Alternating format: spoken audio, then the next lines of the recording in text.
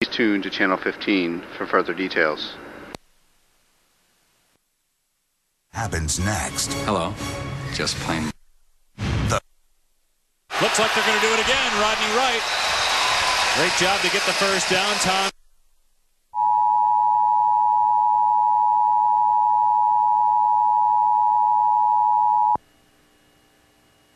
The National Weather Service has issued severe thunderstorm watch number 689, effective until 11 p.m. or midnight Sunday.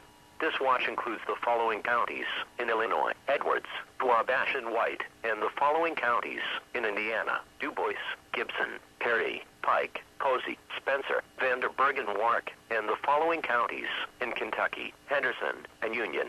Remember, a severe thunderstorm watch means that conditions are favorable for the development of severe weather, including large hail and damaging winds, and close to the watch area. While severe weather may not be imminent, persons should remain alert for rapidly changing weather conditions and listen for later statements and possible warnings. Stay tuned to NOAA Weather Radio, commercial radio and television outlets, or internet sources for the latest severe weather information. Repeating, severe thunderstorm watch number 689 has been issued from 4:30 p.m. or 5:30 p.m. until 11 p.m. or midnight Sunday for the following counties in Illinois: Edwards, Wabash, and White, and the following counties in Indiana: Du Bois, Gibson, Perry, Pike, Posey, Spencer, Vanderburgh, and Warwick, and the following counties in Kentucky: Henderson and Union.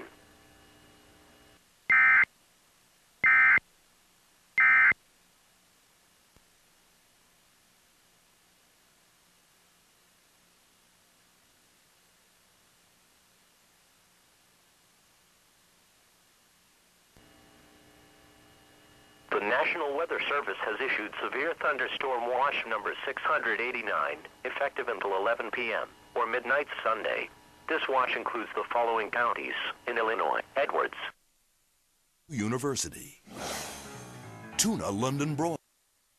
Does not necessarily reflect the views or beliefs of News 25, its management, or ownership. The following is a paid advertisement for Gabriel Communications.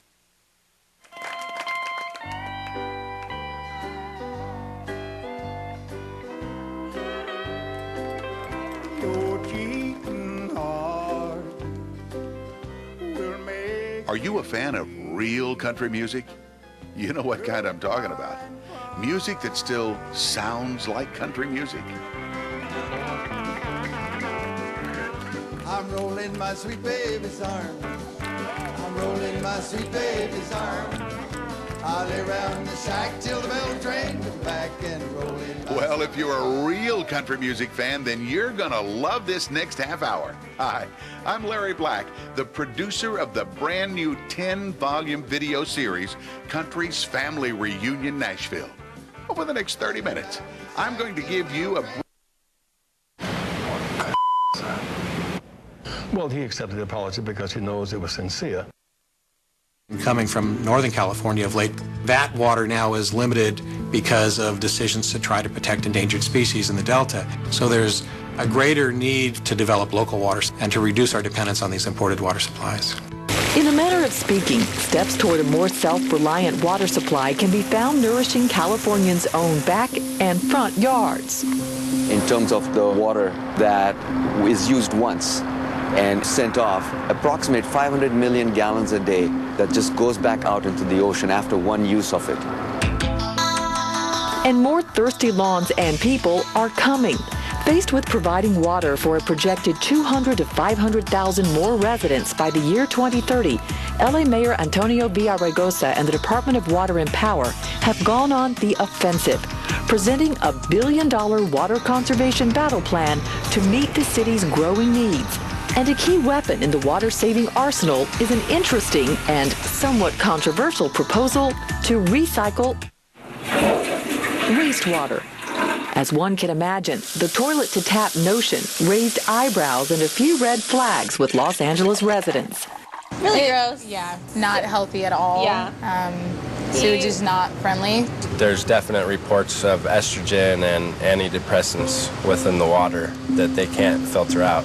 You find that in your drinking supply, and you don't find it for quite some time, you find out that you've actually fed a whole populace of people something that actually changes them. My guess is that there are some really tough questions that are going to be asked, like, why are we doing this? A little less than a decade ago, Orange County had the same tough questions and concerns.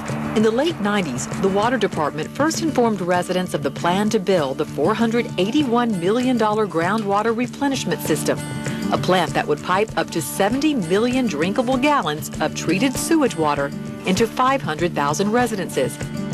This included the home of a semi-retired doctor and active environmentalist who still enjoys riding the Orange County waves he first surfed back in the 1930s. My real heart is in surfing and the quality of water that I surf in.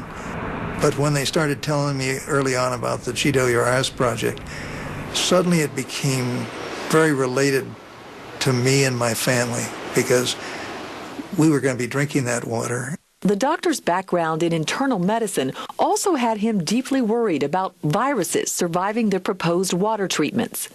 I think that being a troublemaker, they figure that it's easier to have me on the committee making suggestions rather than taking pot shots from the outside. After reading over early test results of the plant's final product, the self-proclaimed troublemaker was impressed.